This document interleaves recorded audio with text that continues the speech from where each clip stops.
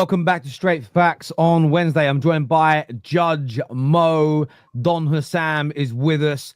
There is loads to talk about. Isak to Liverpool is getting closer. Personal terms agreed. We're going to talk about why Liverpool are denying that on this show. The player's gone AWOL. The player has faked an injury and gone AWOL. But he's not joining. 3 years left on his deal. I wonder what Craig Hopeless has got to say about this one. Plus a big, massive, well, we'll go over Jacob's cracker, our bomber. Not quite a here we go yet, but United prioritizing Šeško, a delegate sent out to Germany for face-to-face talks with RB Leipzig, and a report from Jan Fjørtoft that Man United are the preferred destination. And in fairness, Craig Hopeless has said that Newcastle fear that United will land him. We're looking at Arsenal and their pursuit of Eze and Rodrygo. What more do they need going into this new season? Chelsea close to the Hato deal as well. We'll be getting all the opinions on that, plus whatever questions you have, any topics you want us to cover. But gentlemen, first and foremost, how are you both? I'm great. We beat Yokohama 3-1. I'm getting Isak feelings, you get me? Beautiful feelings of Alexander Isak, you get me? So, yeah, nothing to complain about, to be honest with you. I just look forward to the football. I look forward to the transfers. It's been a great summer this summer. Everything is good. Everything is good. You're getting Lookman? We're not getting Lookman, bro. We offered 40 million plus 5 million. They rejected it. We offered 42 million plus 3 million. Basically the same offer, just 2 million more. That's how broke Inter are. Now listen, we're winning the Champions League if we get Ademola Lookman next season. That's what we're winning. No, you're not. We are 100%. We are. You'll see. You will see. You will see again. You will see. How about you face PSG and knock them out as well? Listen, there's a difference between losing on penalties and losing. I've seen it. It doesn't matter. At the end, we lost valiantly on penalties. We were knocked out against PSG in the round of 16. We did on penalties. It doesn't matter. You still got knocked out at the end. Would you rather lose to the Champions League winners on penalties or 5-0? Oh, penalties, definitely. In the round of 16 or in the final? I'd rather... In the final, record-breaking loss. Yeah. Are you mad? I would rather lose in the semis or quarters or earlier than be beaten in a final. Losing a final is much... If we'd have gone out to Lyon that night the way we did, that would have been less painful than Spurs beating us in a final. Yeah, 100%. Anyway, we got smashed. Yeah. You can't even try it. Most certainly. Viewers, listen, make sure your like buttons are hit. First and foremost, make sure you're subscribing. Mm-hmm. Make sure that bell notification button is also turned on as well. Very, very important to us that you get that done. Obviously, the breaking news just before we went live was in relation to Man United. We had the update from a number of journalists. David Ornstein here confirming that Man United are now prioritizing Benjamin Šeško. This is the 22-year-old now preferred option for United, plus informal contact made with RB Leipzig. I never quite know what informal contact directly with the club means. That's always a weird one to me, but contact has been made. Slovenia International also remains a top target of Newcastle. Newcastle's pursuit continues. This is coupled, gentlemen, with Craig Hope stating that Newcastle believe that United will get him. Fjørtoft has said that United are the destination that he wants.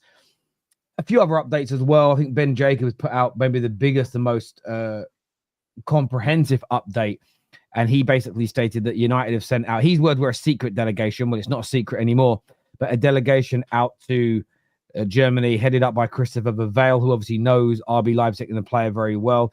He's also now here, says Man United are, this is Ben Jacobs just now. He says Man United are pushing for Benjamin Šeško. Newcastle serious fear of losing out. Club-to-club talks ongoing in Germany.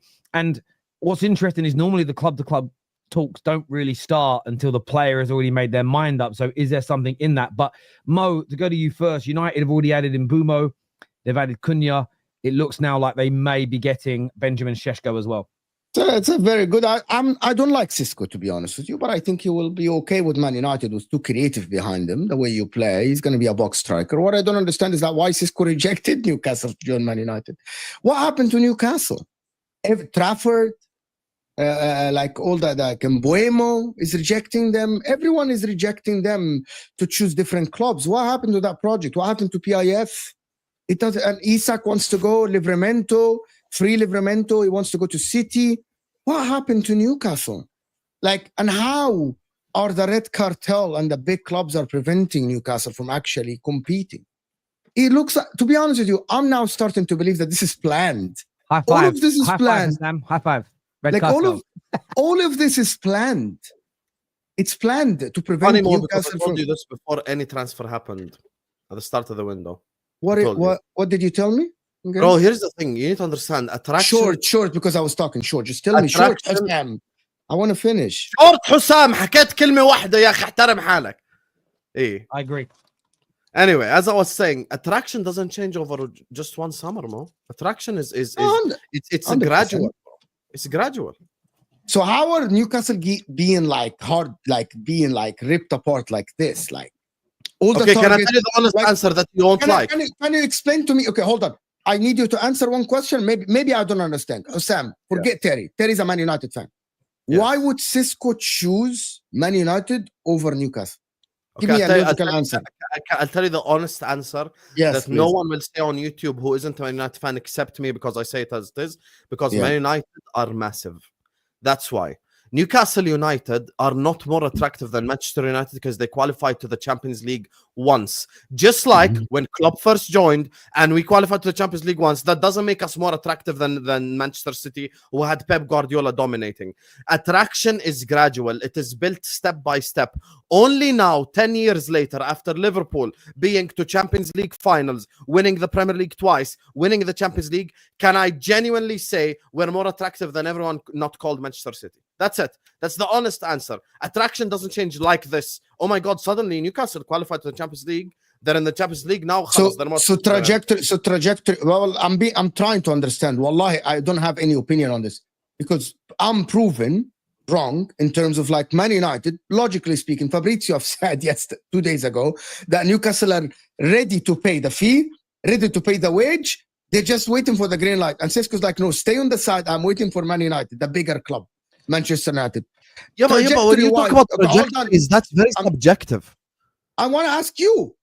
Okay, can I tell you trajectory? I want your opinion. Trajectory-wise, who is better trajectory? Last time, okay, I'll tell you trajectory. Newcastle. You wanna know? You wanna know what I generally believe about Newcastle from a trajectory perspective? No banter. Yes. I think at the start of the window, if us three did an interview with Isak, he would have probably told you he wants to remain at Newcastle. You wanna know why Isak's leaving Newcastle? Amateur hour. Any honest Newcastle fan in the chat will agree with me right now. They have no sporting director. The direction of the football club is just absolutely, there's nothing stable happening at their football club right now. Eddie Howe and his brother are deciding transfers. They're not taking it seriously after qualifying to a Champions League. They have qualified to the Champions League on the final match day, and their first signing is Anthony Elanga. They have failed to land James Trafford, Joao Pedro, Liam Delap. I can go on and on with examples. Isak at their own football club rejected them. Sesko is about to reject them. There is so many. Mbuemo rejected them. So many examples. Cunha. So many examples. Yes, okay, they're doing the right thing in terms of looking at the right players, but they can't execute. Just like Liverpool 2-3 years ago. Remember when we were looking at Caicedo and looking at Lavia and looking at Bellingham and looking at Chouameni? We couldn't execute. The difference is now is instead of George Schmatka, we have Michael Edwards and Richard Hughes, who are doing a fantastic job at speaking to players, at speaking to agents. And I think these little things, they make a difference. So how can a club like Newcastle break into the top 5 then, the top 6? By being there consistently. What Spurs did. How can they do this if players if players are asking to leave and leave and leave and leave, and everyone doesn't want to join their club, and because bigger clubs are coming in? Spurs did. You have to become a consistent Champions League club. Not do it once every 3 years, twice every 3 years, whatever. You have to be there consistently. People think winning the Carabao Cup does anything for Newcastle and how attractive they are. No, it doesn't. Like winning the Carabao Cup won't change Newcastle's life. I'm talking about Newcastle United now for these next 4 or 5 years need to establish themselves as a stable Champions League club. But how can they do this if they can't get the players they need? Yeah, that's why I'm saying they need to raise their floor. Me and you have had this conversation before. And this is the thing. The problem with Newcastle is not Isak and Bruno Gomares. The problem with Newcastle is Joe Willock, all these players. You have to raise where your floor is. Let me jump in here for a minute as well and answer this. I'm not going to answer this solely from a Man United perspective, but there's an element of it in there. Part of the reason people are confused now, United have still got to get this deal over the line, but I'll keep it 100. Too many top journalists in the past hour have all tweeted a variation of United are prioritizing it. The player wants United.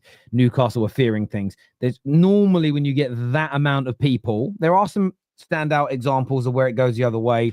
Caicedo to Liverpool. Sorry to bring that up as an example. But normally when you get this amount of reporting from such varying sources, it normally ends in one way. It goes in that direction. The Man United perspective is this. Too many people bought into the media nonsense that because we had a bad season last year, a terrible season by any standard, let alone our own, we were finished. When we lost that Europa League final, the amount I've gotten bookmarked and they'll come out eventually. Well, the people are going to get schooled. United are basically, this was the rhetoric by thousands of people online. And then you add the retweets up and the likes, you're talking millions. Thank God United are finally dead. Spurs have completely killed them. They've gone away. United are no longer attractive. No one's ever going to want to sign for them again. This rhetoric got pushed, and every time it was challenged, every time a logical rebuttal happened, it was just scoffed at and disregarded.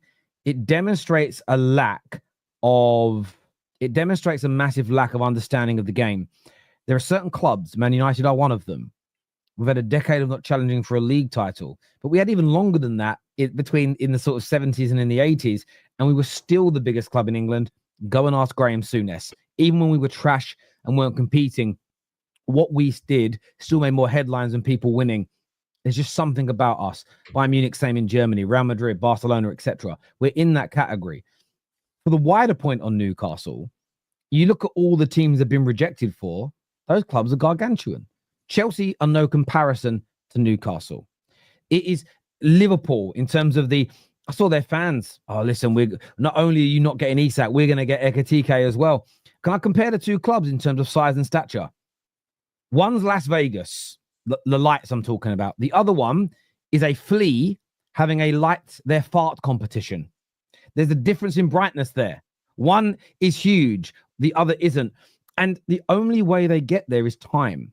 The one thing they don't have on their side, and I know they'll blame the Red Cartel, they'll blame PSR, but Man City and Chelsea, when they got their sugar daddy owners, when they got all that money, they both had a set period of time. Chelsea had over a decade. I think City had 4 or 5 years where they could spend anything. Now, if they could do that, they'd have landed these players because they would have just offered wages that none of us could compete with because their owners are just that much richer, as you boys so well know.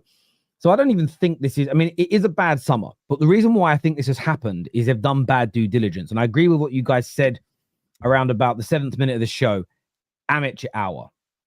Amateur hour in the sense of they have no sporting director.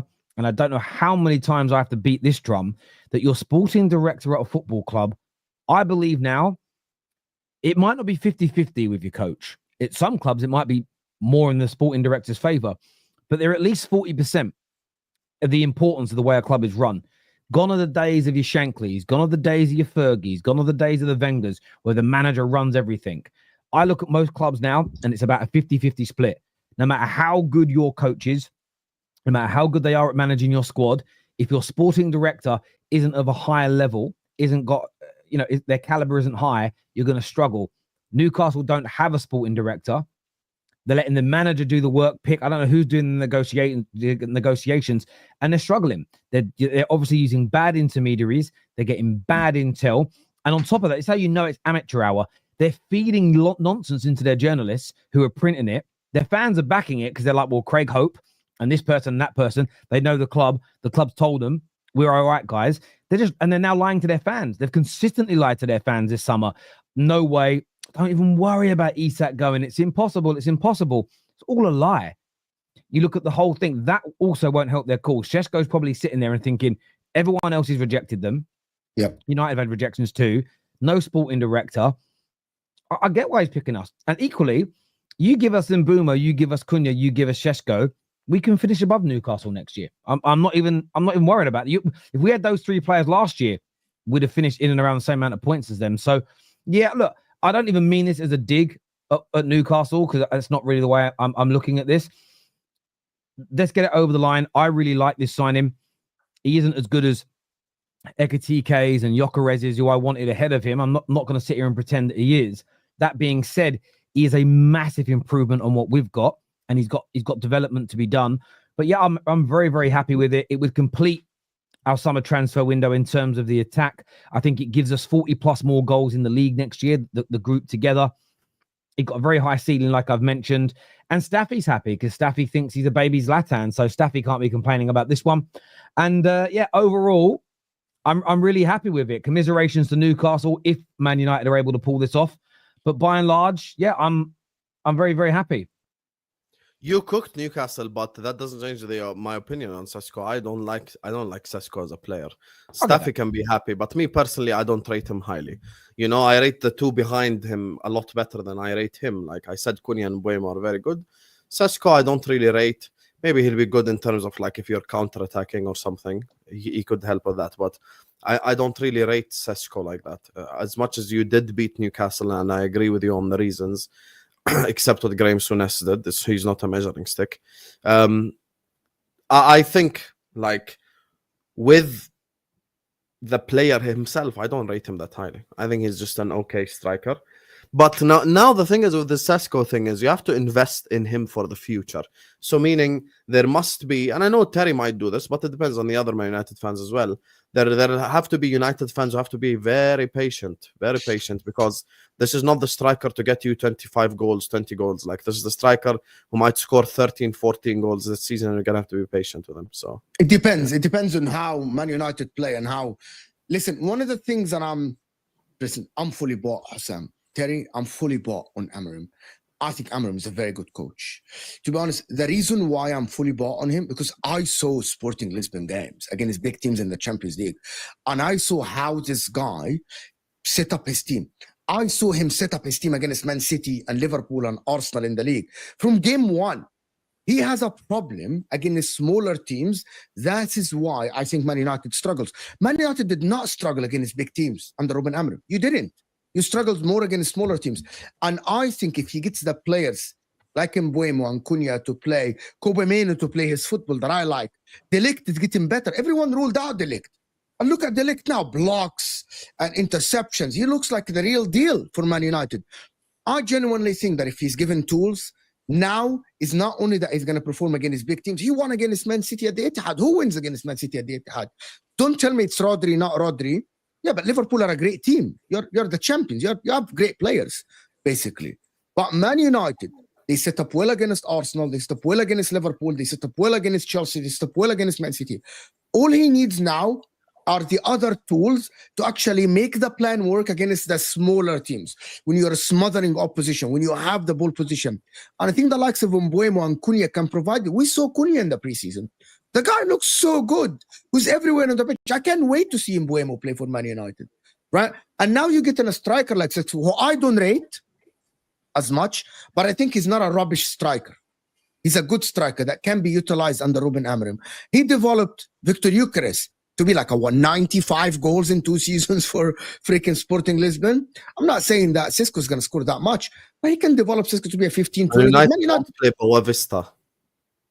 Yeah, but he has Mbeumo and Cunha. He doesn't have the players he has at Sport. He has better players at Man United. And I rate Mbeumo and Cunha highly. I don't say a bad word. And Bruno Fernandes is a good player. Bruno Fernandes is a good player. Amad Diallo is a good player. I think the biggest problem right now is their midfield. I think their midfield is a problem. He is going to find a solution for this. You can't tell me that he's not going to find a solution for this. So what I would say about our midfield, on the player first and foremost, you know, I went on record. I'm not against getting Ollie Watkins. So even if this falls through and we end up with Ollie Watkins, I'm still not massively disappointed. I'm also at peace with where we are as a football club. I know where we are right now and what we can attract and what's expected next year. I really like this signing though, and I mean you can look at it statistically. People will search, you know, whatever statistics suit their narrative best. But I was looking and comparing him against Ekatike, and when you start actually looking at their numbers last year, you know, shooting accuracy is in Šeško's favor. Shots on target, I don't quite know how you can have better shooting accuracy, but it's less shots on target. He takes more shots, to be fair. But winning goals, slightly more for Šeško. Away goals and home goals, the same per 90 minutes. Goals in total, Ekatike slightly better by 0.1. Non-penalty goals the same. conversion rate actually nearly 10% better for Benjamin Šeško. Take-ons and aerial duels better. Ground duels for Ekitike is better. There are other stat websites that will show Ekitike as being better as well. And I'm not actually saying he is. I'm saying that I think there's a very, very talented player in there. I get why Liverpool, I get why Arsenal don't just want a striker that needs development. They want some people that are ready to You go. didn't put up any of the technical stats though, where Ekitike wins all of them. Well, when you say technical You stats, specifically chose the stats that is Sesko beats Ekitike in. No, I haven't. Passing accuracy, crossing accuracy, all these things. Hang on a minute. Hang on. Yeah, but he's a striker, so I'm not going to go across. I'm not going to. You are right. Ekitike as a facilitator is better than Šeško, but what I'm looking at is what we're buying him for. With Cunha and Mbeumo and Bruno Fernandes in our team, we're not bringing Šeško in to be a facilitator. I understand. Ekitike is a better facilitator and has scored more goals. Yeah, that's fine. And I've already said I prefer Ekitike. This isn't about saying he's as good as Ekitike. But what I'm looking at are the specific striker, the specific things that are really important to a striker. Shots on target, conversion rates, scoring goals home and away, winning goals, the conversion rate of chances, attacking aerial duels run, attacking take-ons one, attacking ground duels one. I think these things are really important for a number 9 as an example. If we needed a Firmino type striker, I wouldn't want Benjamin Šeško as an example. So I do think there's a talent in there. In terms of what you said about our midfield, what's very interesting about our midfield is this. You're right. It's not fixed yet. But that for me is a conversation when we try and go to that next level. What Man United needed to do this summer is we've got too many holes to fill to complete it in one summer. If you look at us last season, we had the 6th most amount of possession in the league. And barring when we played the big boys, we typically speaking had more possession than all our opponents. Yes, on the transition, our midfield was getting run through. Absolutely. But what was damaging us more in those games was not taking chances. So now with Cunha, Mbeumo and Šeško, I would expect us to score a lot more goals. I would expect us to lead in a lot more games. And I would expect a lot of those draws and defeats to become wins. And I felt the same last year. I do want us to address the midfield a little bit this summer and maybe next year completely revamp it as an example. But I actually think we need to add the goals because you could fix our midfield this summer. You could go out now and spend world record fees and bring in Pedri, Vitinha, and it don't matter who else, Rodri, right? We could dominate the ball more. But if we don't convert the chances, we're still going to lose and draw the same amount of games. Our results won't change too much by having There's one player that you needed this summer, though. I think you need Onana from Villa. Potentially, whether they're up for because doing that's the one type of midfielder that you just do not have. You know the problem with this, Husam? You know the problem? That the problem is the Man United team that I have. I like Kobe Mainoo a lot, and I've been a big fan of his since he actually started like 2 seasons ago. I like Bruno Fernandes. Ugarte, not great, but he's a decent player. There is still Casemiro. If they bring Onana, they hinder Kobe Mainoo's development massively. And I think Kobe Mainoo can be one of the stars at Man United. Bruno Fernandes, where is he going to fit? The system that That's why Staffy was right. They should have accepted the 100 million. For who? For Bruno. For Bruno, because it just the way that like. Have you watched Bruno play for Man United? The way that Man United play is not conducive to Bruno. The way that they're playing right now, if you wanted to play Bruno, you have to play him as one of the 10s. That's the thing. You sign Cunha and Mbeumo, you're taking away Bruno. Maybe they aren't gonna start every game, you know. I think if Man United wanted to fix their midfield, I think Ugarte and Onana or Onana and Mainoo is the best way to go. So listen, and I understand that, and maybe that comes later in the window. But I do think that. Sorry, I'm just doing something because there's been some interesting breaking news that I'm going to share in a moment with you guys. I do get your point about fixing midfield, and I don't disagree with the Man United fans who want it. I absolutely agree. But I think we were never fixing all of our holes this summer. I think the most important, and I've said this is not just because of what we're doing. I said it back end of last season. People can go back and watch the videos. In fact, go to my first video with Mark Goldbridge back in February, end of February. I said the same thing there. I said goals and creativity are the 2 most important things for us to bring in next year, because I know how many holes this squad has got. I said it just over a year ago, 90% of the squad that Ineos inherited needs to go. And my mind hasn't changed in that regard. Maybe the percentage has gone up slightly, but I think goals, and people always don't like the phrase papering over cracks because it has negative connotations, but every squad, when it's being built from scratch, goes for a period where you're papering over cracks. Yours did at Liverpool. Jurgen Klopp went for a period and there was heavy criticism of him for it. I did it because I didn't understand that element of the game so well. And YouTube's helped educate us because we get more information now than ever. Well, when's he going to get his team defending right? Well, you can't just keep trying to outscore people. You're never going to win. There is no team is complete, Terry. Like Liverpool last season started the season without a DM. Speaking of, can we actually talk about the biggest club in England because we have a bomb? Fabrizio retweet. Alexander Isak. Whoa! Stop! I'm getting it all ready to put on the screen, bruv. Slow down. I literally said a second ago I've got something big to break. We'll come to that in a moment, my friend. We'll come to that in a minute. I promise. Right. So I wanted to introduce that properly. So I just wanted to say to round off this part about Manchester United. Like for me, I'm not content in the sense of our rebuild's complete or anything stupid like that. What I do feel though is very happy with what we've done with the attack if and when we pull this deal off. And if, you know, I'm now a lot more excited once this deal completes about going into next season. I don't think we're perfect. I don't think we're going to beat everyone. No dumb comp predictions like winning the league or anything stupid like that. But I am happy with this. And just a little bit of insult to injury. Just had a lot of abuse from Newcastle fans. Ironically, with me talking about Isak to Liverpool, I'm just kind of glad that we beat them to him because there's just something funny about that. I'm enjoying all the red cartel stuff. And we'll come back to your super chats in a minute. But my man was absolutely right. A big bomb has dropped. And it's a retweet from Fabrizio Romano. And he retweeted this, which is Alexander Isak has reached a verbal agreement in principle with Liverpool over the in a contract running until 2036. Husam now confirmed by Fabrizio Romano with the retweet, which is rare. He normally does his own post, but he's retweeted this time. Thoughts, brother? What a day. What a day. This is the most beautiful thing. Like, I'd rather this be on the screen just all day long, bro. This is so much better than anything. This is the best thing ever. We are going to have Wirtz, Salah, and Isak in the same team. Oh my God, bro. This is just unbelievable news. Honestly, just Isak to Liverpool is just so beautiful.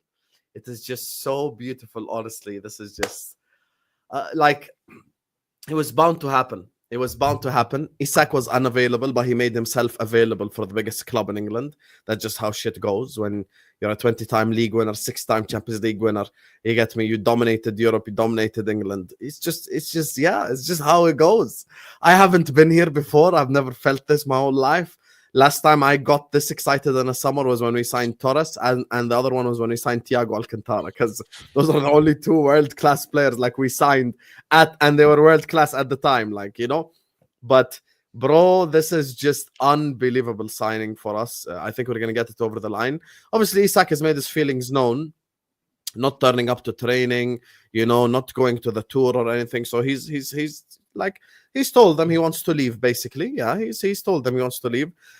And actually, I was convinced by someone for something, because I thought this might be a saga that lasts for a while, right? So I thought this is going to be one of those things where it's like a saga, it lasts for a while, etc. Now I changed my opinion. And because someone yesterday gave me an explanation, he's like, Husam, you need to understand something. Newcastle actually need to start buying players, and they need the money. So this might not take as long, like, to accept as people think, because Isak is headed to the Reds. Actually, watch what Turkish said. It's beautiful, because Fabrizio said no Chelsea, no Man United, no Arsenal, it's just Liverpool. Fabrizio said it in a video. He said Liverpool have done 60% of the work, only 40% left. This is just unreal news, honestly. I can't believe we've upgraded so, like, this is not upgrade. This is going from homelessness to a $50 million home. Like, we went from Darwin Núñez, who again today missed a literal tap-in against a Japanese team, to Alexander Isak. This is just mad. This is just absolutely insane. Now, of course, Mo is 100% wrong about Newcastle winning the saga, about Newcastle did the 4D chess, Liverpool did the 4D chess. Yeah. Yeah, because we took the player and we took the target too. So that right there is the biggest Newcastle L. And listen, Isak wants to join the biggest club. Well, what can we do? It's just how it goes. So it's beautiful news. It's amazing news. I think we're set for absolute domination in the league next season. And I can't wait to see Isak in Liverpool shirt because I believe he will be a Liverpool player. I think after all this, like the damage is way too much for. And actually, let me call out people's hypocrisy. Some people come out and say, Isak is a fraud for doing this. Isak is such a blah, blah, blah for doing this. Isak is a snake. I think Newcastle fans are entitled to call him that, of course. It's their opinion. But the same rivals who are actually blaming Isak for doing this are the same rivals that say Harry Kane should have kicked up a fuss and left Spurs earlier to be more successful. Guess what? Isak is doing it right now. Isak is leaving Newcastle to be successful elsewhere. So you have nothing to say, negative about Isak from that perspective. But I think Newcastle fans, of course, have every right to hate on him. The crazy part is, this is where it's mad. The second game week is actually away at Newcastle.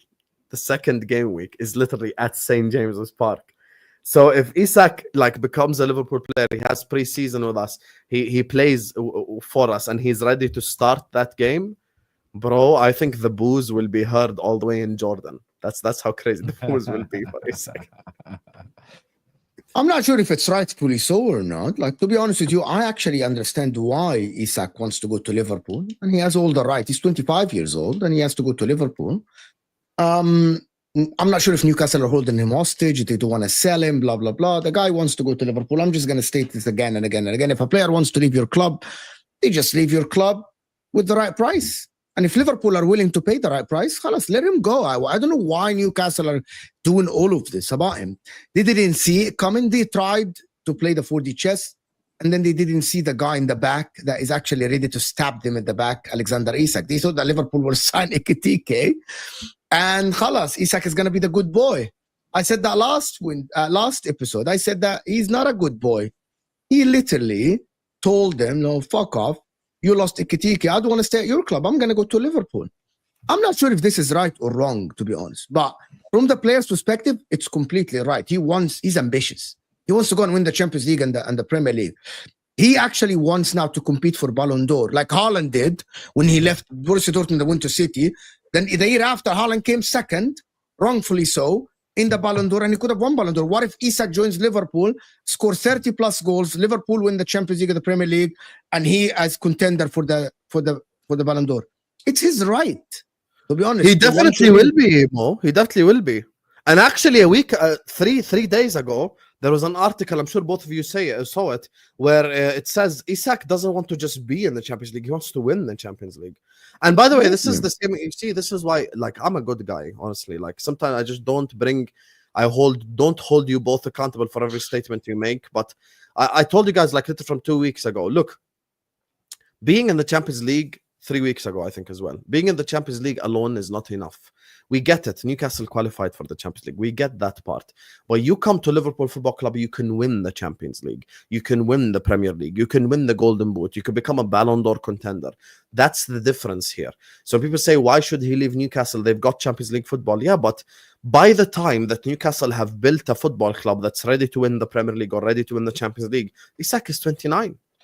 Let's be serious now. I agree with you, but I don't think there was a single point, maybe a little moment, but the whole way through this sort of saga, I've said all along, I think you can get both. At no point did I say that it was impossible for you not to get both. It didn't. And what I think I may have said when you went for Ekitike, I may have said, if you get Ekitike, it'll probably end the Isak conversation.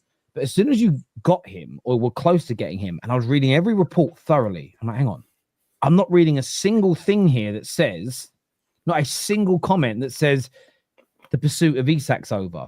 And that was the moment where I think you might end up getting him as well. So I listen, the knock of Liverpool, I'm not going to... That's why me and Terry are right and Husam is wrong. After the Ekitike, I said that Liverpool are still chasing Isak. Husam literally on the show. He's smiling because he's trying to rattle me. Husam literally on the show said that I don't see Liverpool signing. Yeah, but the difference between me and you is I admit it. Don't interrupt me when I'm talking. I said Ekitike and Isak won't be at the same club. It's not. I'm wrong. No problem. It's straight facts. See, I'm going to state the same thing. I said that Liverpool will still try to chase Isak. You said no. Liverpool are only going to sign. I don't see us signing both. And I said that, me and Terry, to be honest with you, said that we see Liverpool still chasing Isak, but we don't see him turning a transfer. This is where I'm going to say I'm wrong. I didn't see Isak picking a fuss and throwing a tantrum like this and actually treating the club like this and going AWOL and actually disappearing. I didn't see him doing this. Newcastle said we don't want to sell. But when I tried to convince you 2 weeks ago, I told you. You tried to convince me of what? Okay, I'll tell you what I tried to convince you of what. We Yes, spoke about the Newcastle project. I told you, by the time Newcastle are ready to win the Premier League or the Champions League, Isak is going to be 29. And I never disagreed with this. I never disagreed with this. خلاص, okay, I admit when I was wrong about Ekitike and Isak being in the same club. And actually, I have a bet with the Coppish boys that I'm gonna apply. So if when we get the here we go, I'm gonna do the bet, no problem. But the truth of the matter is, listen, at the end of the day, forget all of this. To be honest with you, Liverpool getting Isak and Ekitike, I don't want to see anyone from rivals talk about spending. I explained this on Straight Facts.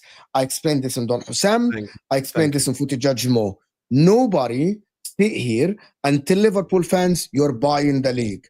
Currently, as it stands, Liverpool are still spending in both last summer and this summer less than Manchester City. Go and do the math. Go and do the math. Oh, but Mo, they spent it in one summer. It doesn't matter. They saved their per diem. They said the allowance that they have to spend it all in one summer. You were shit enough, Manchester City, and Arsenal were shit enough for Liverpool to win the league last season. So you can't fault them that they won the league without signing. And now, Terry, go do the math. On transfer market, go do the math. Mate, I agree with you. I've been critical of stories in relation to City and Chelsea when it comes to the allegations of cheating, especially Chelsea, because they admit it, they grass themselves up. That's called out. The one thing you'll never find on a video about Chelsea or about City, historically as well, is me bemoaning how much their owners spend on transfers. Their money, they're doing it within the rules, go do it. I'm not calling Liverpool out. I've actually spent a lot of time this summer praising Liverpool. But the default reaction is always to say you spend the same as Man United. Remember the lies about Mbumo? Are you paying him under 250, 300k? It's all now being officially confirmed. He's on £150,000 flat at Man United, which isn't a pittance, but it isn't what the media were trying to spin it into being. I've seen everyone's going to try and make it sound like Liverpool are spending more. No, Liverpool are spending big money on big players, and that's what you have to do to stay at the top. The one thing Liverpool haven't done in the last 30 years is had brilliant players, won things, and then paid them the salary to keep them and paid the money to add to the squad. And it always becomes a more expensive job because if you've got 4 or 5 players in your squad on 250, 300k, and you want to sign new players to complement them that you also say are the best in the world, they ask for the same money. It doesn't matter that they haven't kicked a ball for you before. And we know for a fact Isak and Wirtz are both going to be on 250, 300Ks a week. And that's fair because you can't be talking, we're going to make you the new centerpieces of the best team in England. You can't say, great, there's 120 grand a week. It's never going to work. That's why Newcastle have got egg on their face. And, I always talk about controlling the narrative about your own club. I wonder how many Newcastle fans now regret saying Isak was the best striker in the world because now he wants to be paid like the best striker in the world. It's sometimes why it's important to control that narrative. But someone sent me through this graphic while you guys are talking, and I'm not trying to rub salt into the wounds, but it is a funny graphic.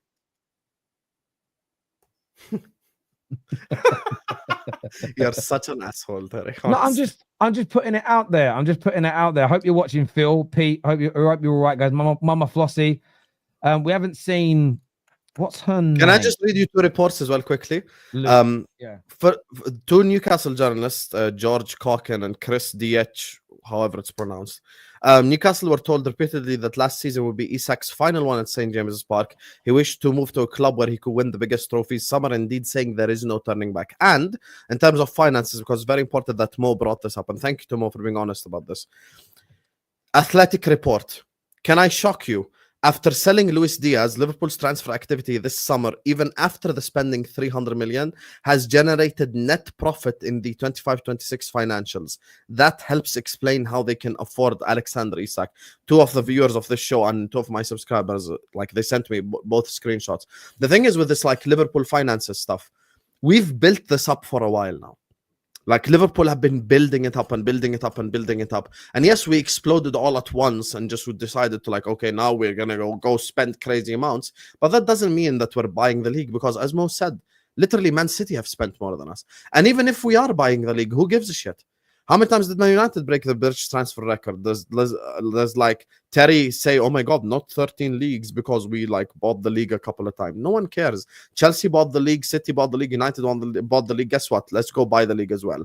So for me, I think this is just, it's over. Like there's no humble way to say this. There's no nice way to be about this, barring like a catastrophic, like, you know, I don't know, don't even know what, like barring like a horrendous season or like whatever, we're genuine favorites to win the league by all means right now. So pressure is in Liverpool more than any other club currently. If you sign Isak, wrong. 100% it's on you. In the league, you're wrong. In the league, it's the pressure is on you. You are the best team in the league. You're favorites to win the league. The pressure is on us in the Champions League, I think, and in the league as well. 100%. The pressure on the league will be on Arsenal, 100%. Wayne, we just signed Isak, Verts, Kerkez, Frimpong. You want me to be humble for what? Who do you think the Were pressure you humble is on, when you Terry, signed Jokeres? No, you weren't. Who do you think the pressure is on now if they sign Isak, Terry? In the league, the pressure is always on Arsenal. Who's the clear favorites to win the league next season? That's not the point, because I already said Liverpool are the clear favorites. The pressure is on the clear favorites. You're the Usain Bolt. You ask, are the Usain. You ask me who's favorite. I'll tell you Liverpool. You ask me who the pressure is on. I'll tell you Arsenal. But there are reasons for it. Yeah, I think there is a difference here. I think the expectations on Liverpool. I think the pressure is more on Arsenal because of a lack of winning. So, and I also then think it depends. So, for instance, if you know, that's the point I was making earlier on. The league race isn't over, but I don't see this not working for Liverpool. I think they're going to be a brilliant team. What Arsenal have got to do and what City have got to do is just be better. And I don't mean you can sometimes be better by a team getting worse. So and an improvement. So Man United might jump up a few of the league places we potentially jump up this year, maybe a little bit by default because 2 or 3 teams go backwards. So it doesn't mean you're better than them, but there's an element of them slowing down. So yes, if it goes horribly wrong for Liverpool, it doesn't work. They get bad injuries, maybe. But I think in an all squares environment, it's going to take a hell of a lot of work. City, they're under pressure because there's pressure on everybody, but they've won so much in the last decade that if they went another year without winning the league, I don't think their fans are some will do it for attention on social media, but I don't think there'll be this general meltdown. If Liverpool don't retain their title, but it's close, there'll be a frustration, but there'll be we know we'll be in it again next year. We've won it recently. Let's do it. Yeah. Where if Arsenal don't win it, I almost think with Arsenal, they could get 95, 96, 97 points, and they would still be fuming at the end of the season if they don't pick up that trophy. So I do think there's more pressure on Arsenal, but there is a bigger expectation on Liverpool because they're already the best team and have added quality. And I don't think they should be relieved of that expectation as opposed to and I do think there's a difference between expectation and pressure based on what you've won in recent times as well. What it is good to see is, there's no pussies in a tree. There's no underdog stories or nothing along those lines. And that is good to see. Like I'm glad to see that. What can Arsenal do, Terry, to actually be better than Liverpool? Score more goals than they did last year. Sack Arteta.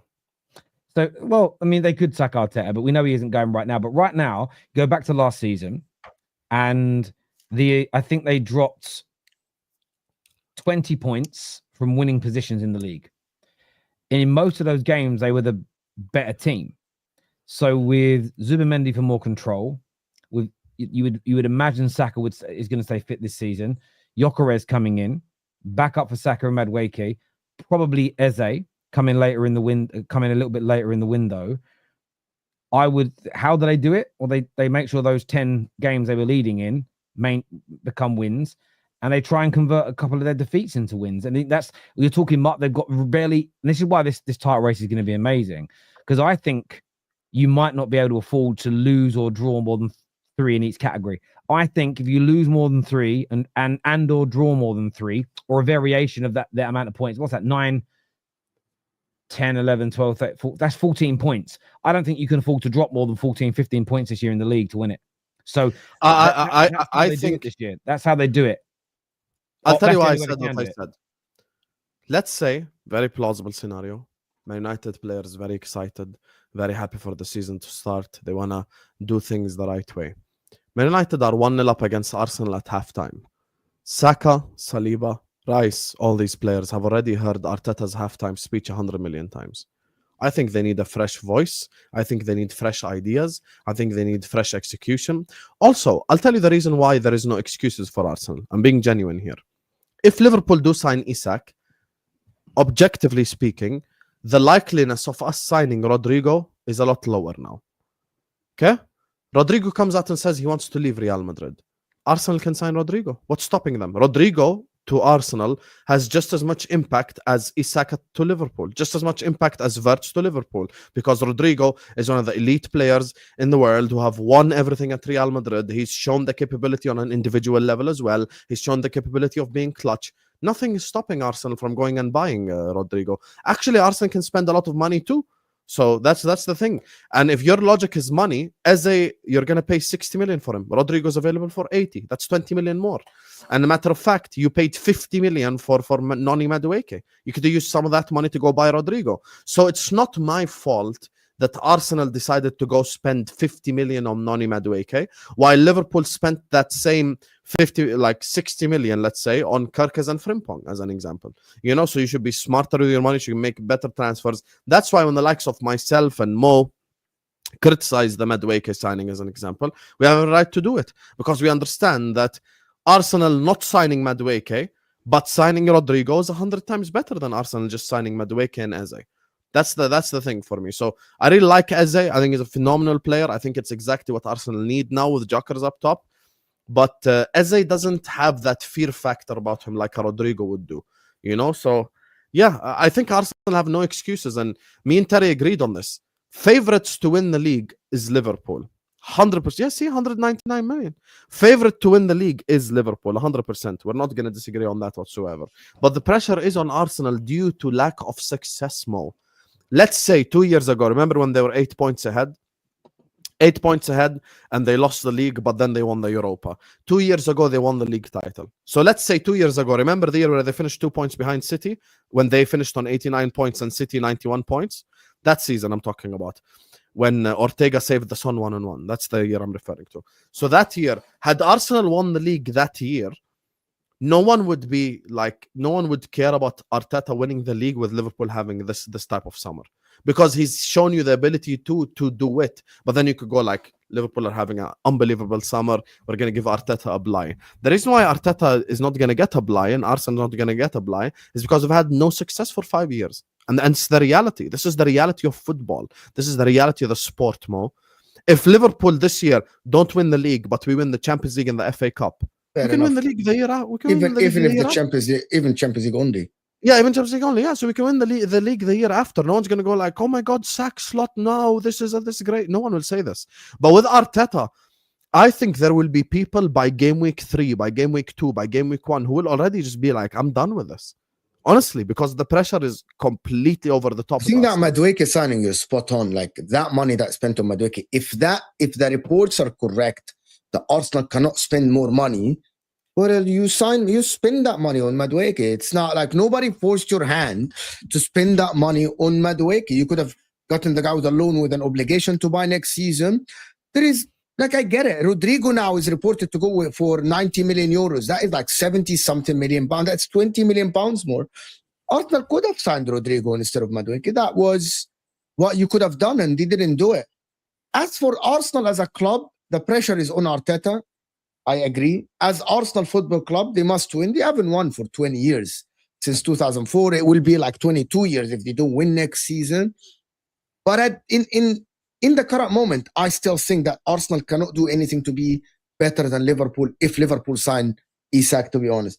They can sign Eze and Rodrygo, and I still think that Liverpool will be favourite. The difference is not going to be as much. But now, Arsenal reportedly are not going to sign both unless they offload one of the players of Martinelli and Trossard, which is maybe. So we were right to criticize Madueke, me and you. Everyone in the world criticized Madueke's signing. Nobody. Yeah. If that signing is not hindering you from completing your team, it's a good signing. But if that signing is the reason why you don't sign other players, if you are now negotiating Eze because you spent money on Madueke early in the window and you cannot get Eze over the line, that is your fault. That is nobody's fault. That is Arteta and Berta's And if fault. your logic is depth, Bakayoko went to Leipzig for 20 million. There you go. Depth problem solved. I'm going to give you an example about Man United. Man United have Bruno Fernandes as a 10. Amad Diallo that can play wing back and a 10. They signed Cunha. If people are going to criticize Man United for signing Mbeumo because they soon sign a striker, that is correct. But Man United, what they did is they signed Mbeumo and now they're going to sign a striker as well. Yes, so, okay, so yes, thank you. Mbeumo signing looked great. Fact. So the Mbeumo signing look, okay, it's an extra addition and it's not hindering you from getting your main top because everyone knows that Man United needed a number 9. Now the reports are saying they are getting a number 9 and the Mbeumo, everyone that said, oh, why are we paying more for Mbeumo? Okay, it's not hindering your transfer window. It's not. You're basically getting your target over the line. So at the current moment, that Madueke deal might hinder Arsenal. And that is Arsenal's fault. And all the Arsenal fans that say, but we don't need the wingers. No, you don't. But I'm not disagreeing with the view on Madueke because I stand on what I've said. But to play devil's advocate, I don't think Arsenal view it as getting in the way. So I think they've made a conscious decision to not.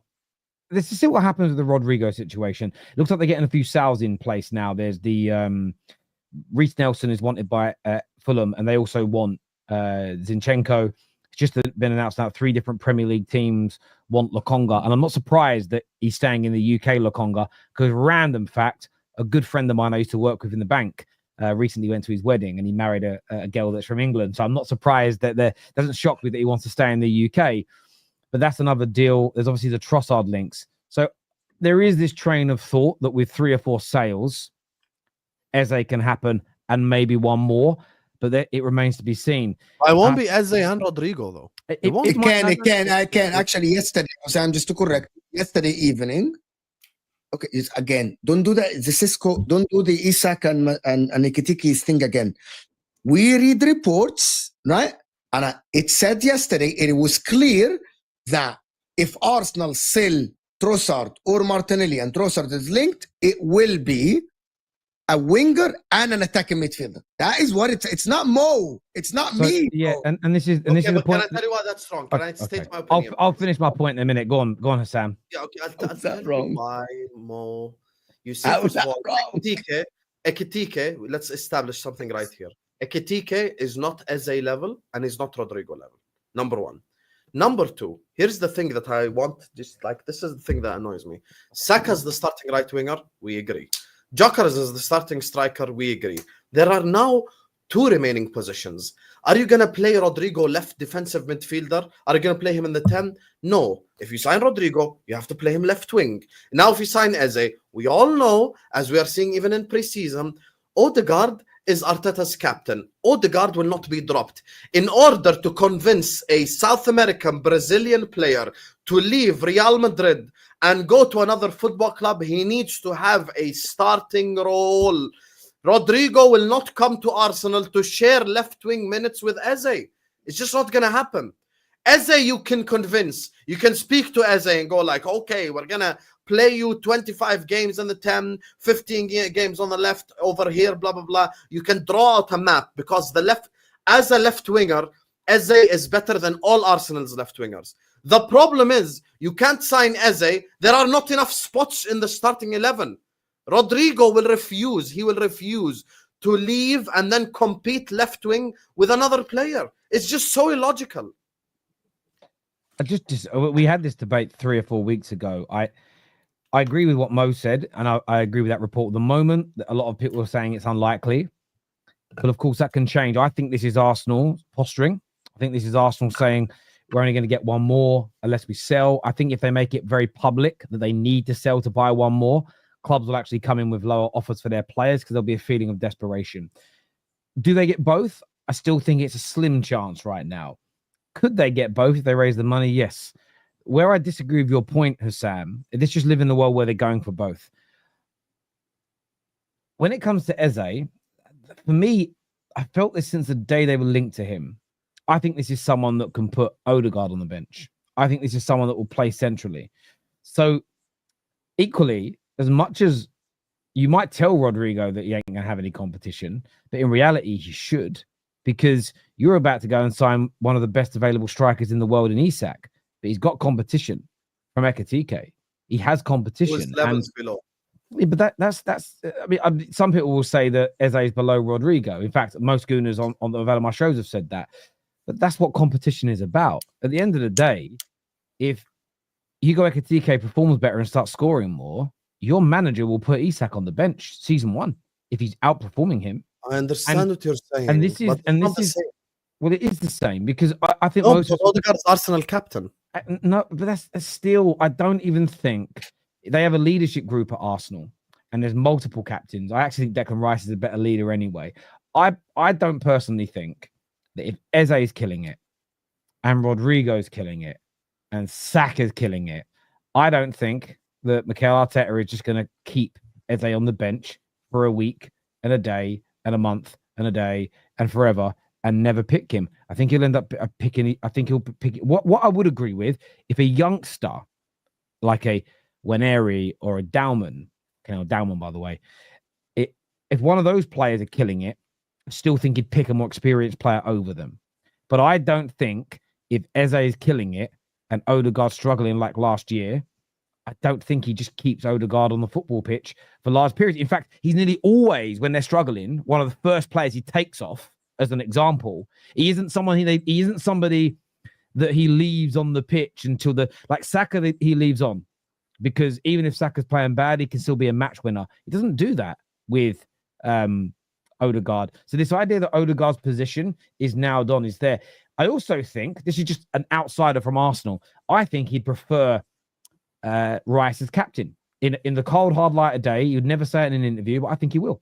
This is also a great way of starting that transition as well. If you have someone like an Eze, because Eze can suddenly take his place, and well, you've not been in the team for a while now, so and Rice has been wearing the armband, so maybe here's the time to transition it that way. There's multiple things. Do I think they're going to get both right now? As I've said, I think it's very slim. Do I think they can sell it to both players? Yes, but I have the same energy for Arsenal as I do for you, Liverpool. This idea, where's the balance? Who starts? Where they're going to play all these players? There's 60-odd games in a season for you guys with the Champions League and all the cup games. There's 5 subs allowed per football match. I really don't see that as an issue within itself. 5 subs. And that plays a part. And he'll drop people. The only couple of players I think are pretty much undroppable unless they're injured. Raya, Saliba and Gabriel, Rice, Saka, and now probably Gyökeres. No, Gyökeres is droppable, but fine. Nope, Gyökeres is droppable in the world of Arteta. Maybe we'll see. You need to remember everything is saying, and then everything you just said, you wake up and you realize it's just a dream. Because the manager of Arsenal is called Mikel Arteta, who has shown zero capability of dropping players when they are in shit form. He has never done that at Arsenal. The best players. Okay, Odegaard is never dropped. Saka is never dropped. Rice is never. Hang on. But to your point, it's fair and it holds water, but you're missing a very important variable. When Kai Havertz, who, by the way, since he's been striker, has got quite a good goal and assist return, but who was the Gyökeres and the Eze on the bench last season and the year before? What players were of that level in the Arsenal squad in those positions that he wasn't dropping the Odegaards and the Kai Havertz for? What players? Okay, no problem. You mentioned an example when you spoke about Nwaneri. You speak about Arsenal fans all the time. How many Arsenal fans have you spoke to that said we should give Nwaneri a chance? So I'm going to be fair in this debate. You can't use that as an example against me, because I've openly already conceded that with young players, I think he does that because he doesn't want to overexpose them. But my point is this. This is the question. Why did he do that with Lewis Skelly then? When did he? With whom? Lewis Skelly. Because they had no left back. Zinchenko was injured and Calafiori was injured.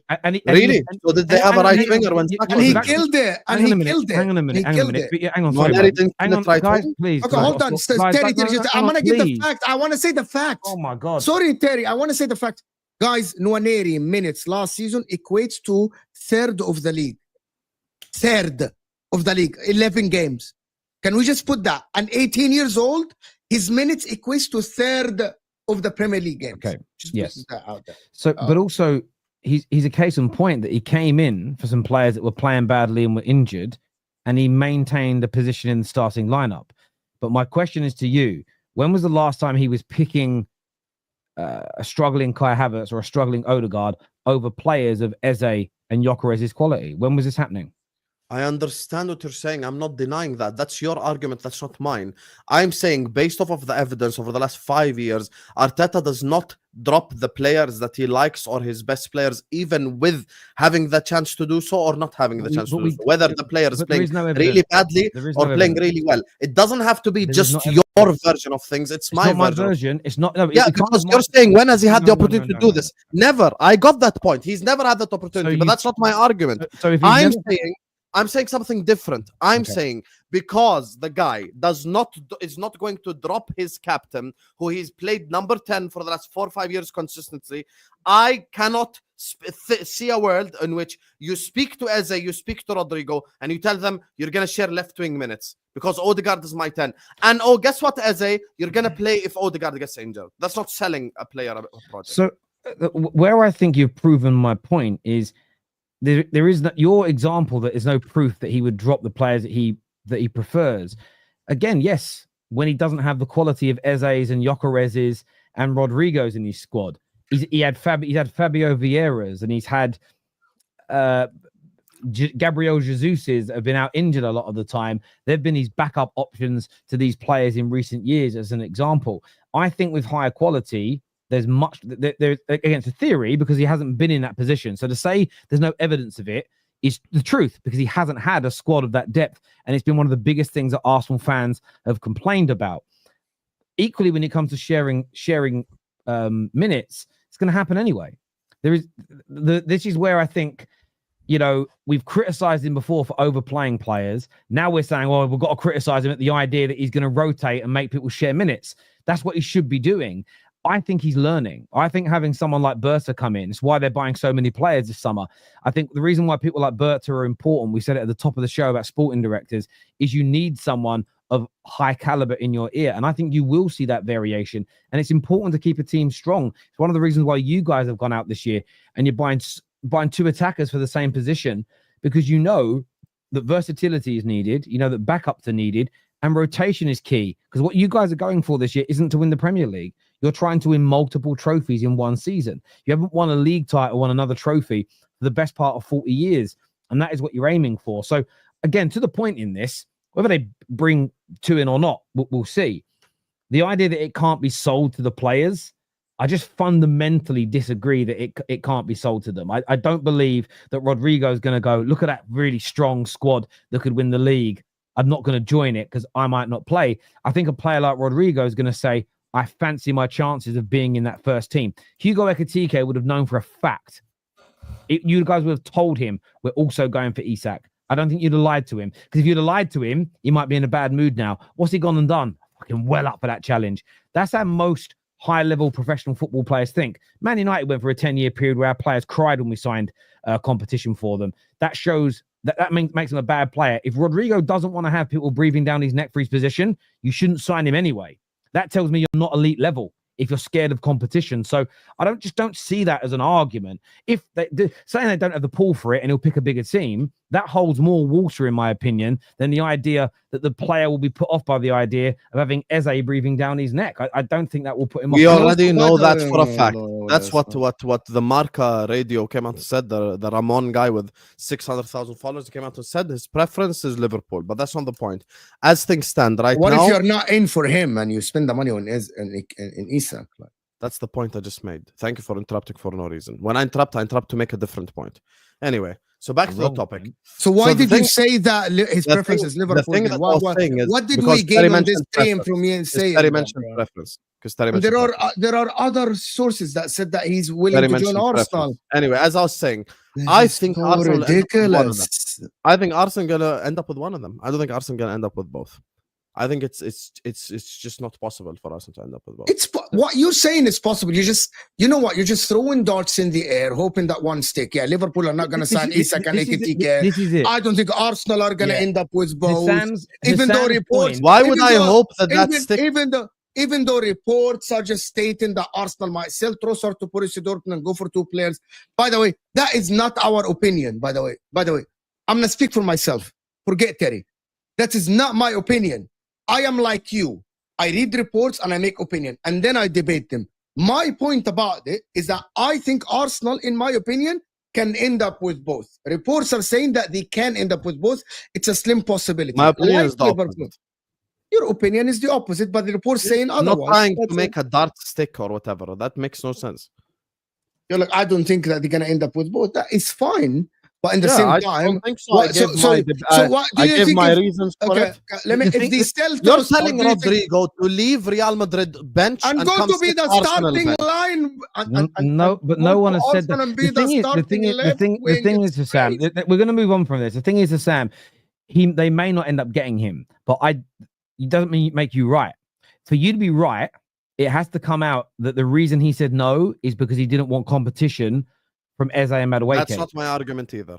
But what the argument is, if we all agree that he could reject Arsenal, but your point is that you can't sell it to both, that you can't sell to him and Eze coming because there's not enough position for them both to play. The only way you're right is if that is a specific reason given by the media for him not joining. Him not joining is a possibility that me and Mo agree with. You can't be right just because he doesn't join. It has to be for the specific argument you've made around competition for places. I don't think it's and an maybe argument. sitting on the bench. That's not what I'm saying. I'm saying that That's what you Rodrygo will not join Arsenal unless he is the de facto starter. He is going to And be we and he will be the starting left winger for Yeah, us. we As agree. it stands, yes. If they sign Rodrygo, I don't think they sign Eze. If they sign Eze, I don't think they sign Rodrygo. But I think they need Because a out of the midfielder. remaining starting positions, the only position left to completely upgrade on is left wing. Now, if you have a striker like Gyökeres, you sign a left winger like Eze, perfect. That now you can create chances for Gyökeres. Gyökeres is going to start scoring goals. So yeah. Viewers, we're going to go to some of your super chats. There's quite a lot throughout the course of the show. Let me just timestamp when we're going to this. I know you guys like to see these things discussed and debated. First one here, so we'll go back to the top, actually. We'll go back to the earlier ones first. Big up Mo, Husam, and Terry. Hope you guys are well. Favorite show of the week. Looking forward to it. Grateful to you and the TFT community. Big up, Pat. Thank you, bro. You know what this means? We're going to take 6 weeks to negotiate like we did with Mbumo because the player wants us. We need to just pay the money. Wrong. It won't take us 6 weeks because I don't think there's 6 weeks. Well, there's 5 weeks left of the window. No, there's 4 weeks left of the window. So you're wrong on that. And secondly, no, we shouldn't just pay the money. We should look to get the best deal possible in the market. I'm not yielding on that. We know what the price is going to be. I'm actually looking more here at Christopher Verveil. And I've said all along, if he wasn't able to convince the player and if he can't get us a decent deal with Leipzig, I'd sack him on the spot.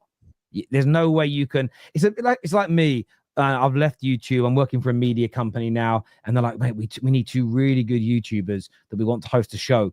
You know, we want them to have a really good camaraderie. And I go, listen, I know these 2 guys, Judge Mo and Husam, best in the business. I can convince them to come and join this TV show once a week. I used to work with them. They're good friends of mine.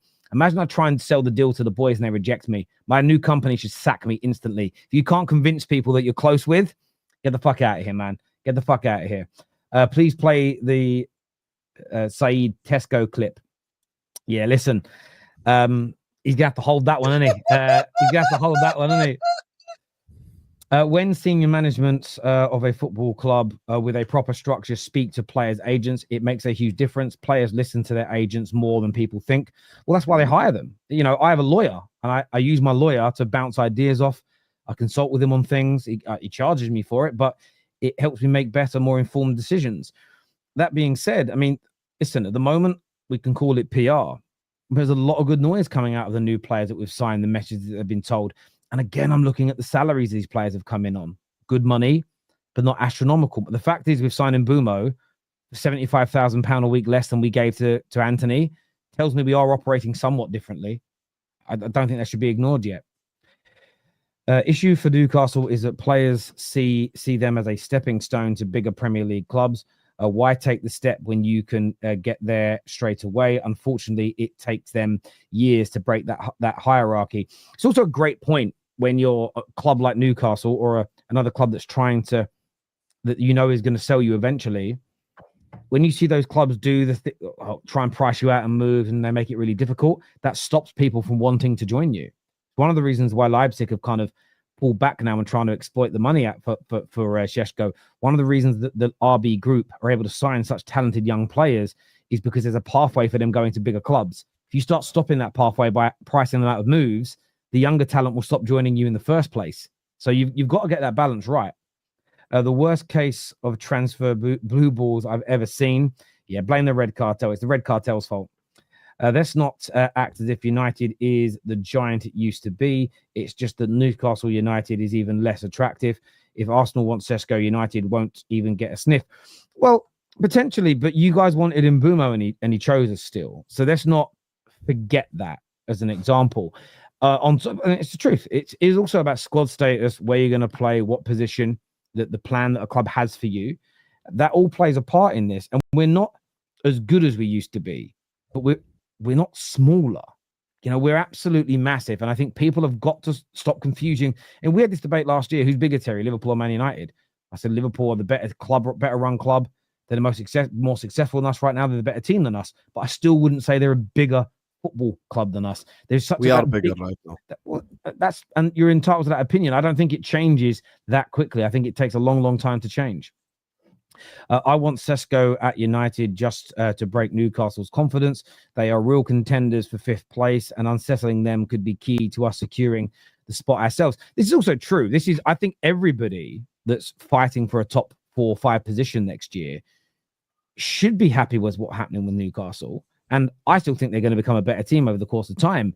But if they have a setback of a year and they fall off a little bit, that's only good news for everybody else in that chasing pack. It's only good news for the teams at the top, where Newcastle home and away is a hard game. If for a year or two it's not as hard a game, everybody's going to benefit from that. So I do get you.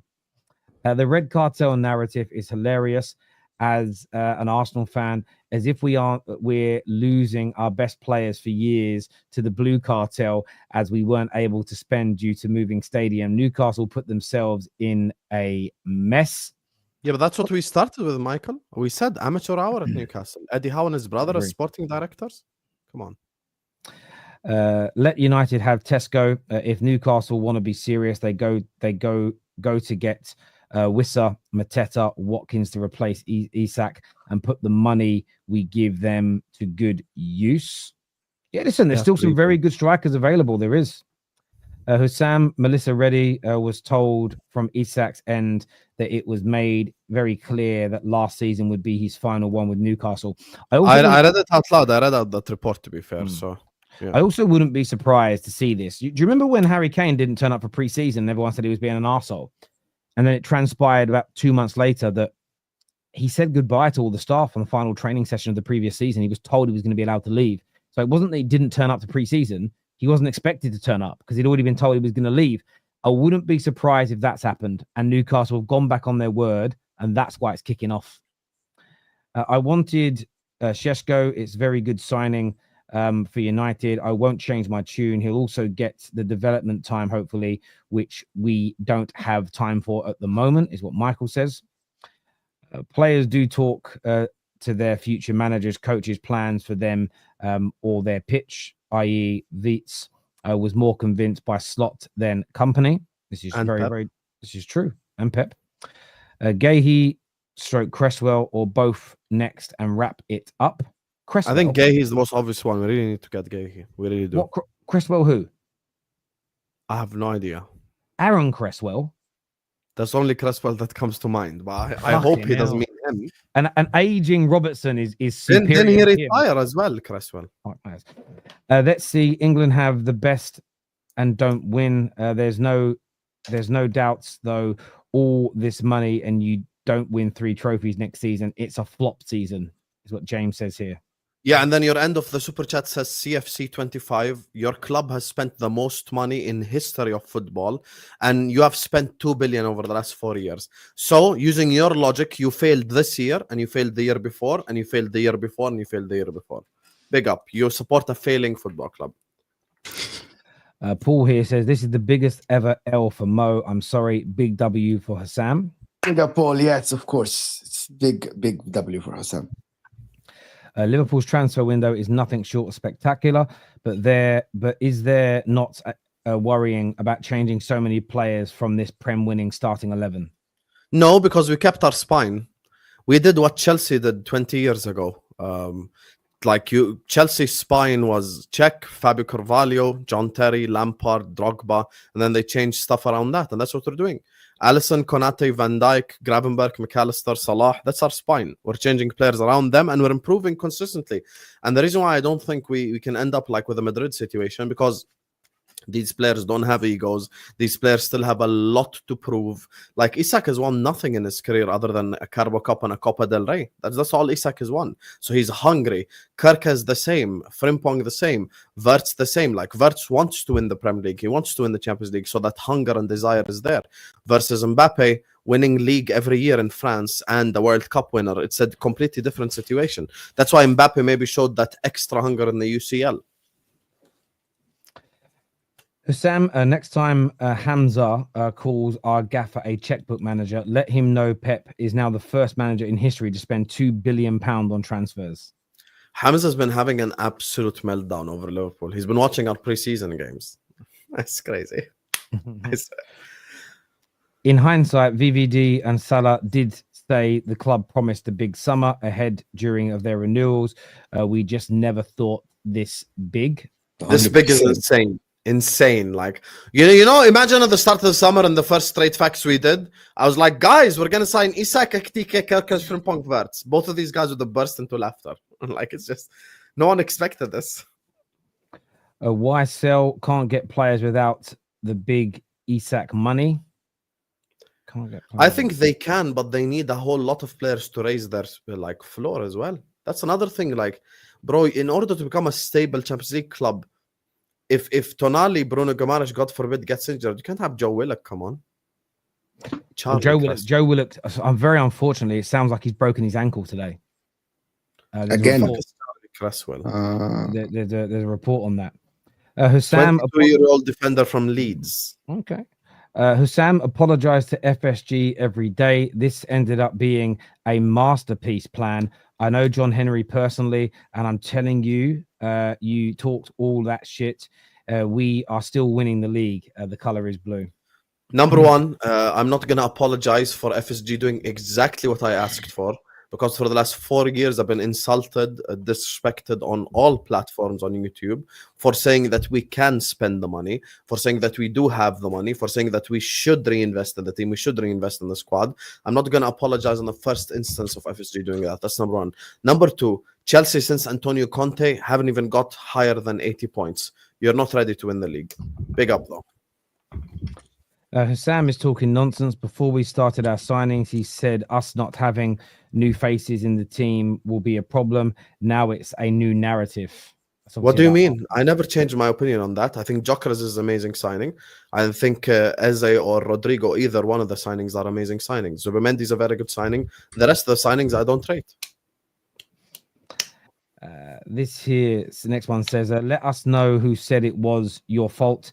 There's pressure and no excuses for Arsenal. There is also zero excuses for Liverpool if you sign Isak. Very simple. Yeah, no one's going to make excuses. And if Liverpool win nothing, what's the narrative? Is what we failed. Easy answer. When Cristiano Ronaldo, Kaká, Alonso, Benzema arrived at Real Madrid, took them 3 years to win the league and 5 years to win the UCL. Arsenal are clear favourites to win the Premier League. Can I answer this very quickly? Of course you can. Kaká arrived as a Ballon d'Or winner before. Cristiano Ronaldo was a Ballon d'Or winner. Xabi Alonso was one of the best DMs in the world. Karim Benzema was one of the highest rated young strikers in the world. This is different. Isak, as Husam mentioned, why do people... I think what people are doing to Liverpool now, football knowledge, is what people are trying to do to City. People are trying to actually see the faults at Liverpool instead of looking at the positives of Liverpool. I think what Arsenal fans are doing now, and it's actually wrong, is you guys are doing what makes you sleep well at night. Liverpool are not going to gel well. We saw the podcast. These players are not going to gel together. Salah is not going to have a good season. Van Dijk is getting older. How are you going to satisfy Isak and Ekitike? You are trying your best to put your head on the pillow and sleep well. Liverpool are going to be good. There is no signs that Liverpool are going to be bad. They are signing very good players. They aren't signing Ballon d'Or winners. End of story. If you're an Arsenal or Man City, just get better. Don't try to find the faults at Liverpool. That is the wrong approach. I also want to respond to this because football knowledge has no football knowledge. The difference as well with Real Madrid is the surrounding players around these players weren't good enough. I still remember when Real Madrid got Adebayor on loan. I still remember when they got a old Lassana Diarra. I still remember when they signed like Madrid at that point. They had Raul Albiol. They had Gago, if you guys remember him, Fernando Gago. They had the goalkeeper from Valencia, that Diego Lopez guy, when they fell off with Casillas. So Real Madrid around those players did not have a team that's ready to fight for everything. And on top of all this, once again, the difference is the hunger levels. Isak haven't won the Champions League or the league. Wirtz haven't won the Champions League or the league. Same with all our signings. You get me? So that's the thing. They want to do it. Yeah, like Esteban Granero and stuff. Like, they didn't surround them with pieces. But for us, we still have the pieces. And the thing as well with what like was Mo was saying about Mo, I know it's a preseason game, but literally even in today's game, if you watched it, Mo literally created like 4 big chances. So all this bullshit about saying like, oh my God, Mo's going to fall off. Yeah, but all these chances that he created is going to fall to the likes of Isak, is going to fall to the likes of Ekitike, and then we're going to be successful. So, yeah. This year, who told Husam that Eze would play left wing? Okay, where would Eze play for Arsenal in a starting spot? There is no other position for him to play as things are constructed other than left wing. Right wing Saka, striker Gyökeres, number 10 Odegaard. Where is he going to play? He's going to play left defensive midfielder, right? No, he's going to play left wing. God forbid Arsenal want the best deals for them. True. Nero here says loan Rodri with an obligation to buy. That could People have been suggesting that, but I don't know if Madrid would accept. Well, if they don't want him part of the squad, maybe they will. Based on the last 5 years, he only had the opportunity with Martinelli and Trossard, and he had never broken a sweat in dropping either of them when with Martinelli's performances in 22-23. It's a fair point. He literally dropped Havertz for Jesus when Jesus started banging in goals last January, and then Jesus got an ACL. That's fair. Centre Guy's point counters your argument, Husam. Centre Guy's Terry Fleurs, who owns this channel, but thank you. Let's go. Big up Centre Guy. Centre Guy, you know. Husam, you're so wrong. Odegaard played an average of 75 minutes per game last season. He was substituted repeatedly because he was underperforming. It was one of the biggest talking points of last season. I agree with you, Odegaard underperformed. I agree with you, Odegaard should get dropped. I don't think Arteta will drop Odegaard. That's my argument. Rodrygo wants 400k a week. That's why Arsenal and Liverpool refused. Bro, I'm gonna tell you something. Nobody's in for Rodrygo. Okay, he's gonna rot on the bench on Xabi Alonso. Liverpool moved on and they're getting Isak. If Liverpool go back for him, Bayern Munich already got Luis Diaz. No one is paying him. It's either he goes to Arsenal and accept the 250k or 280k, or he rot on the bench and never play for Brazil in the club in the World Cup next year. And this by is the the way, upper hand. By the way, Liverpool and Arsenal have the upper hand in the Rodrygo. Rodrygo, with all due respect, if he thinks he's like above all of this, he's not. Xabi Alonso don't want you. Real Madrid don't want you. The fans want you sold. So no club wants you. Already other clubs moved on from you. So he's going to accept. He's not going to accept. And by the way, people make up his wages. I actually checked it. He actually earns £200,000 a week at Real Madrid. Yes. So yeah, I don't think he's looking to get his wages doubled. But I think that's I don't, because it's not like he's being sold. He is in high demand, but it isn't though he's being prized away. He's clubs trying to sell him. There's a difference in that. No chance, just like there was zero chance in the Champions League. Husam loves using hyperbolic language and flip that coin and whether he's right. First of all, I never flipped the coin on Arsenal Real Madrid. I apologize to Arsenal. I said Arsenal proved me wrong and they beat Real Madrid. So I never flipped the coin. That's number one. Number two, the word no chance was not mentioned by me the entirety of the stream. Big up though. Thanks for your £5 of bullshit. I would like to see Arsenal sign both Eze and Rodrygo. I bet you would. For the Premier League, I'd like to see it. It would make the title race even more fun and more exciting. If Martin Odegaard gets injured, who will replace him? Question for Husam. Isak is over here. Ekitike is over here. Rodrygo is here. Eze is here. They're Rodrygo is better than Eze, but Eze is not shit. Is not like levels below. Ekitike is levels below Isak. So that's the difference in that argument. The problem with Odegaard is, even if he gets injured, your selling point to Eze cannot be, oh my God, you're going to be playing if Odegaard gets injured. That's the problem. Congrats to Pep for being the first manager to cross £2 billion. Crazy numbers, man. Crazy numbers. Crazy. £2 billion. But he's been successful with it. He's been successful. Yeah, he won everything. Gentlemen, thank you both for coming on the show today. I appreciate it massively. We're back later tonight with some more content. Plus, we'll be up at like 2 o'clock in the morning watching Man United's friendly tonight. So we'll be live after that game if you are around.